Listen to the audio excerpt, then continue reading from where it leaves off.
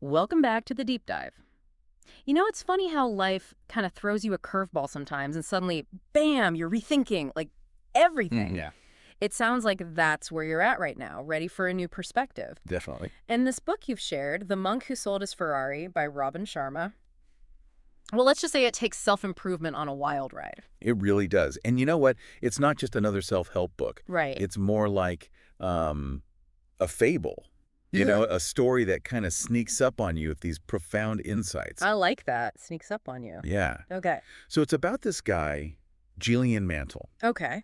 Now, picture this. He's like this high-powered lawyer winning every case, raking in the cash, Okay. driving a flashy red Ferrari. Right. But here's the kicker. He is utterly miserable. Oh, how can you be miserable with a Ferrari? I know, right? Yeah. But really, his health is failing, his relationships are strained. He's traded passion for just the daily grind, Yeah. and it's eating him alive. I think we all know that feeling to some extent, right? Oh, absolutely. Trading a little piece of ourselves for what exactly? Yeah, and that is where this story really hooks you, because Mantle doesn't have some, like, epiphany on a yoga retreat. Right. He has a full-blown heart attack Oh, wow. right there in the courtroom. Talk about a wake-up call, I right? mean, can you imagine? That's like life saying, like, hey, Oh, you're missing the point. exactly. So what does he do? He does what most of us only dream about. Right. Sells everything, walks away from that high-pressure life, buys a one-way ticket to India. That's it. No more suits, no more courtrooms, just a quest for meaning and peace. He's heard about these mysterious figures, the sages of Sivana, Okay. who supposedly hold these secrets to a life of true fulfillment. So it becomes this captivating blend of, like, eat, pray, love meets Indiana Jones, searching for, like, ancient wisdom in the Himalayas. Okay, I'm so there. Yeah. We've got a burnt-out lawyer, a life-altering crisis, and a quest for ancient wisdom. But does he actually find these sages? And what are their secrets? Oh, he finds them all right. Okay. But the journey, that's just as transformative as the destination. Imagine this. Mantle trekking through the Himalayas for months, Wow. pushing his physical limits, Right. facing down his inner demons. And get this, he even has this bizarre encounter with a man carrying a basket of flowers. A basket of flowers. That's oddly specific. Why flowers? Was it like a sign or something? That, my friend, was Yogi Raman, one of the sages in disguise, just testing Mantle's sincerity Oh! and his hunger for knowledge. Okay. Yogi Raman already sounds like my kind of people. Wise, mysterious, maybe a little mischievous. Definitely wise. Yeah. And you know what? He eventually guides Mantle to this hidden village called Sivana, Okay. nestled high in the mountains. Okay, you can't just drop a bombshell like that and not elaborate. What's so special about Sivana? What's waiting for Mantle in this village? Imagine a place of incredible beauty and tranquility, Okay. untouched by the chaos of, like, the outside world. The people there, they just radiate health and vitality. Yeah. Almost ageless, you could say. The air is filled with the scent of exotic flowers and the sound Wait, of... hold on. Are you saying they're like immortal mountain folk? Yeah. Sign me up. What's their secret? Is it the flowers? It's not just the flowers. Okay. Now you have to tell me more. What's the deal with these flowers? And more importantly, how do I get some? Let's just say those flowers are a metaphor for the beauty and wisdom that Sivana represents. Okay. For the idea that true fulfillment, it comes from aligning yourself with nature's rhythms. Okay, I'm intrigued, but I need more than metaphors right now. I need details. Okay. Yeah. What happens to Mantle and Sivana? Does he learn their secrets? And how can we apply those secrets to our own, maybe slightly less glamorous lives? Well, the sages do share their wisdom with Mantle, but they do it in a rather unconventional way. Okay. They teach him through a fable, Okay. a story about a garden, a lighthouse, and a sumo wrestler. A garden, a lighthouse, and a sumo wrestler. Yes? That sounds interesting. How does that even work? Well, each element of the fable, it represents a key principle for living a more fulfilling life. Okay. The garden, for instance, represents your mind. Hold on, we're going to need a whole lot more explanation on this one. What does a garden have to do with our minds? And where does the sumo wrestler fit into all of this? Don't worry, we are going to unpack all of it. Okay, so last time we left off with this cliffhanger. A garden, a lighthouse, and a sumo wrestler walk into a... Just kidding. Right.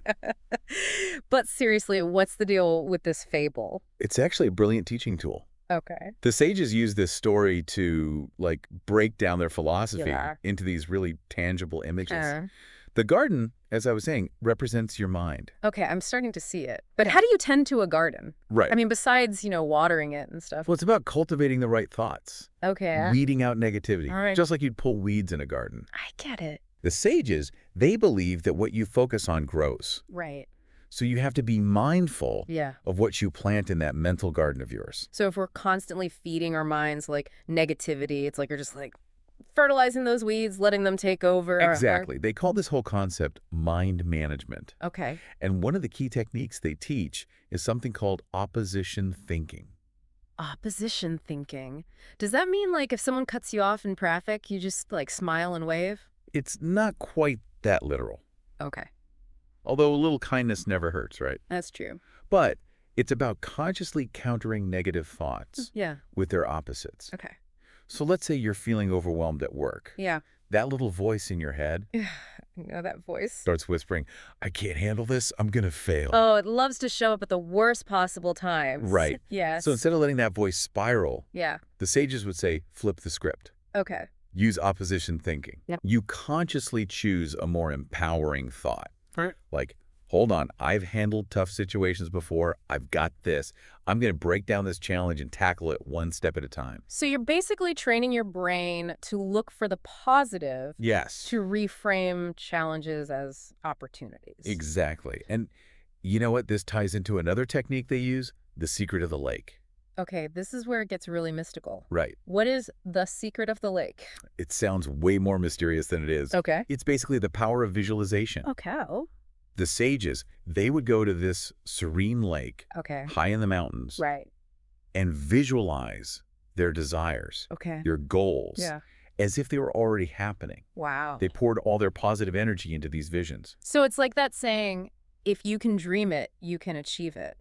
It's more than just dreaming. Okay. It's about creating that feeling Right. of already having what you want. Okay. The sages believe this focused the mind's energy and helped manifest those desires into reality. Okay, I have to admit I'm a big skeptical, but I'm also willing to try anything that'll help me manifest a parking spot right in front of my favorite coffee shop. Well, it's worth a shot. Right. But remember, Yeah. it's not just about wishful thinking. Right. It's about aligning your actions Yeah. with those visions. So it's a two-pronged approach. Exactly. Cultivate the right mindset and take action. Yes. I like it. Okay, so we've talked about the mind, like a garden. Right. And purpose, like a lighthouse. Yes. Where does the sumo wrestler come into all this? The sumo wrestler represents discipline and self-mastery. Okay. The sages had this concept called Kaizen. Kaizen, like that continuous improvement thing. I think I read a book about that once, or was it an article? I don't know. Well, it's a principle that's been around for centuries. Yeah. It's the idea that Ooh. small, Mhm. consistent improvements Yeah. made day after day Yeah. can lead to remarkable results. Wow. Just like a sumo wrestler trains relentlessly, Oh, okay. pushing their limits Right. little by little, Yeah. we can apply that same discipline Right. to our personal growth. Okay, that makes a lot more sense now. Right. So the fable isn't just a random collection of images. It's like a roadmap Exactly. to a more fulfilling life. Precisely. And it's all connected. Yeah. You cultivate a positive mindset in your mental garden. Right. You align your actions with your lighthouse of purpose. Yes. And you approach your personal growth with the discipline of a sumo wrestler. Wow. The sages definitely knew how to make an impact. But this all sounds like a lot. It is. It is. How do we even begin to put these teachings into practice in our everyday lives? Well, that's where the 10 rituals of radiant living come in. Okay, you're killing me with these cliffhangers. We're going to have to save the 10 rituals for next time. Of course. Of course. But I have a feeling our listeners are already starting to see how these principles can make a real difference in their lives.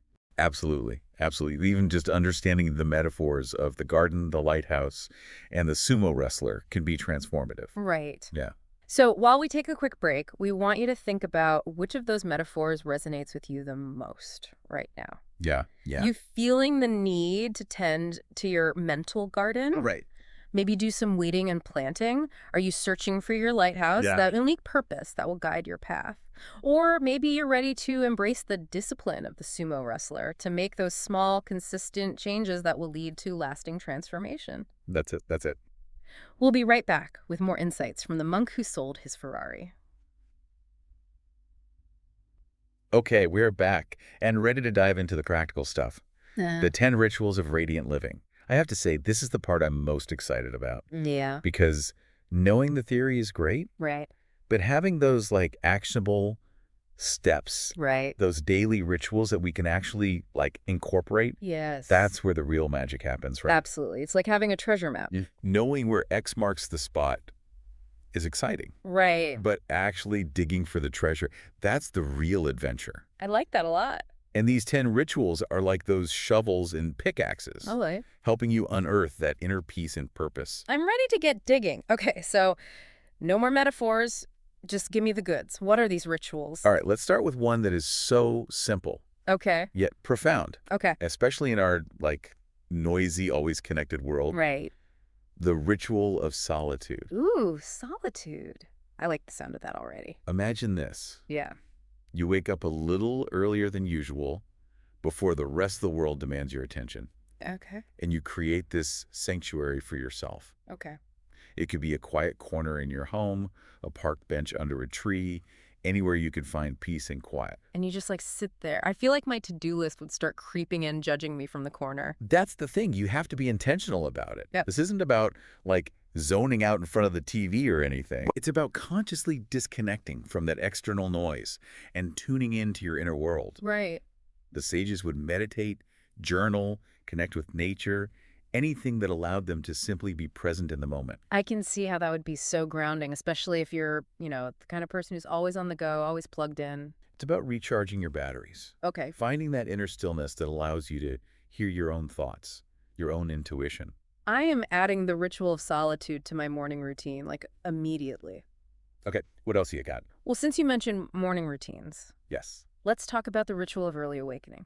Okay, I'll admit I am not a morning person, but I'm willing to be converted if it means unlocking some, like, hidden potential. It's not about becoming a morning person overnight. Okay? It's about recognizing that the early morning hours, they hold this special kind of energy. Okay. The sages believe that by aligning yourself with the rhythm of the sun, rising with the first light, you tap into this time of incredible focus and clarity. So no more hitting snooze 5 times and then like rushing out the door. Think of it this way. When you start your day feeling rushed and behind, that energy, it tends to follow you Ah, yes. Yes, it does. throughout the day. Yeah. But when you give yourself those extra minutes, even just 10 or 15, to ease into your day, to set your intentions, Okay. it can create this ripple effect. Ooh, I do love a good ripple effect. Right. So what does an early morning routine look like for a non-morning person? Asking for a friend, obviously. Start small. Maybe set your alarm 15 minutes earlier than usual Okay. and use that time to do something that nourishes your soul. Okay. Meditate, read something inspiring, go for a walk, enjoy a cup of coffee in silence. Okay, that actually sounds doable. What other rituals like really resonated with you? Well, as a bit of a bookworm myself, Yes. I have to mention the ritual of abundant knowledge. Okay, I was hoping you'd go there. You know we love a good book here at the Deep Dive. How did the sages incorporate reading into their lives? They believed that reading was like this portal to infinite possibilities, I like that. a way to learn from the wisest minds across history. Right. They saw books as keys that unlocked these hidden doors within themselves. So it's not just about like escaping into a good story. It's Right. about actively engaging with ideas. Yes. Expanding your perspective. Exactly. And continuously learning and growing. It doesn't have to be like dry academic stuff either. Right. Read about things that fascinate you, things that spark your curiosity, things that make you think differently about the world. Okay, I am sold. I'm going to go build a pillow fort and get lost in a good book as soon as we're done recording. Yes. But before we wrap up, Yeah. there's one more ritual I'm dying to hear about, the ritual of simple living. Yes. It sounds incredibly relevant, especially these days when we're constantly bombarded with messages to buy more, do more, be more. Right. It's easy to get caught up in that cycle of consumerism and just busyness. Yeah. But the sages, they believed that true fulfillment comes from simplifying your life, letting go of the things that clutter your space in your mind. So less is more. Essentially, it's about focusing on what truly matters, your relationships, your passions, your well-being, and letting go of the rest. Right. It might mean decluttering your home, simplifying your schedule, or saying no to commitments that don't align with your values. It's about creating space for what truly brings you joy and purpose. Precisely. Okay, I am feeling so inspired right now. I love it. This whole deep dive into the monk who sold his Ferrari has been incredible. It's been a pleasure. We've covered so much ground, from mind management to the power of purpose to those like transformative 10 rituals. Absolutely. And, it's a powerful reminder that true happiness and fulfillment aren't these destinations that we arrive at, Right. but rather it's a way of life, Yes. a journey of continuous growth and self-discovery. I like that a lot. So as we wrap up this deep dive, we want to leave you with a final thought. What is one small step you can take today, inspired by the sages of Sivana, to cultivate more peace, purpose, or joy in your life? Maybe it's incorporating the ritual of solitude into your morning, setting aside some dedicated reading time, or simply taking a few moments to appreciate the simple things. Remember, the journey of 1,000 miles begins with a single step. And who knows, that one small step might just lead you to your own personal Sivana. Until next time, keep diving deep.